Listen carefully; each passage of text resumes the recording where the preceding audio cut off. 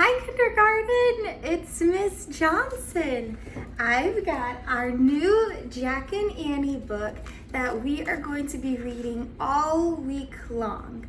Last week, we worked extra hard to get so much in our brains about what we know about space.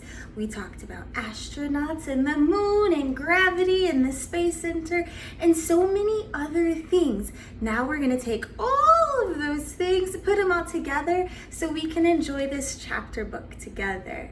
So sit tight, pay attention, and work really hard to picture all of these pieces and parts in your brain while Miss Johnson reads each chapter of Midnight on the Moon, written by Mary Pope Osborne. Prologue. One summer day in Frog Creek, Pennsylvania, a mysterious treehouse appeared in the woods. 8-year-old Jack and his 7-year-old sister Annie climbed into the treehouse. The treehouse was filled with books and it was magic. It could go any place that was in a book. All Jack and Annie had to do was point to a picture and wish to go there. They visited dinosaurs, knights, an Egyptian queen, pirates, ninjas, and the Amazon rainforest. Along the way, they discovered that the treehouse belonged to Morgan Le Fay. Morgan was a magical librarian from the time of King Arthur. She traveled through time and space, gathering books for her library. One day, Jack and Annie found a note that said Morgan was under a spell. Jack and Annie set out in the magic treehouse to find 4 special things that would free her. With the help of a mouse named Peanut, Jack and Annie found the first thing in old Japan, the second in the Amazon rainforest, and the third in the Ice Age. Now, Jack and Annie and Peanut are ready to find the last thing in Midnight on the Moon. Chapter 1, By Moonlight.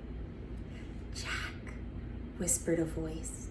Jack opened his eyes. He saw a figure in the moonlight.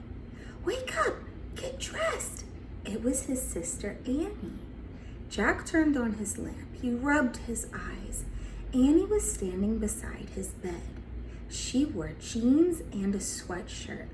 Let's go to the treehouse, she said. What time is it? Asked Jack. He put on his glasses. Don't look at your clock, said Annie. Jack looked at his clock. Oh man, he said. It's midnight. It's too dark. No, it isn't. The moon makes it bright enough to see, said Annie. Wait till morning, said Jack. No, now, said Annie. We have to find the 4th in thing. I have a feeling that the full moon might help us. That's nuts, said Jack. I want to sleep. You can sleep when we get back home, said Annie. No time will have passed. Jack sighed. Oh, brother, he said. But he got out of bed. Yay, whispered Annie. Meet you at the back door. She tiptoed out of Jack's room. Jack yawned. He pulled on his jeans and sneakers and a sweatshirt. He put his notebook and pencil into his backpack. Then he crept down the stairs. Annie opened the back door. Quietly, they stepped outside. Wait, Jack said. We need a flashlight. No, we don't. I told you. The moon will light our way, said Annie. And she took off. Jack sighed, then followed her. Annie was right, thought Jack. The moon was so bright that he could see his shadow. Everything seemed washed with silver. Soon, they left their street. Annie led the way into the Frog Creek woods. It was much darker under the shadows of the trees. Jack looked up, searching for the treehouse. There, said Annie. The magic treehouse was shining in the moonlight. Annie grabbed the rope ladder and started climbing up. Careful, go slowly, said Jack. He followed her up the ladder and into the treehouse.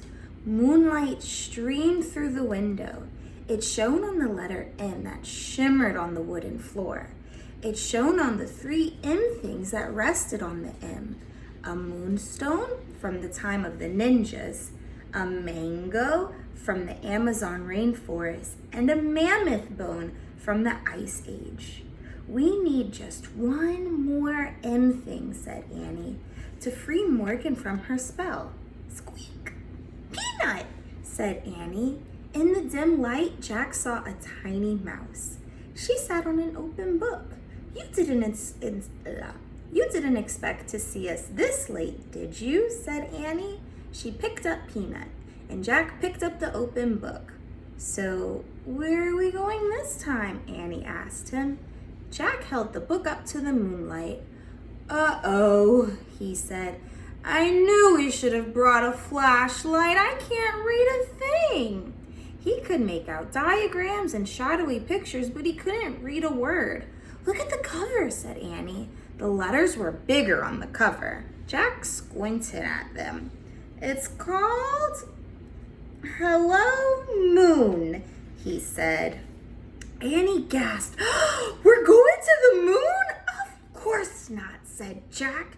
It's impossible to go to the moon without tons of equipment. Why? Well, there's no air. We couldn't breathe. Not only that, we'd boil to death if it was day and freeze to death if it was night.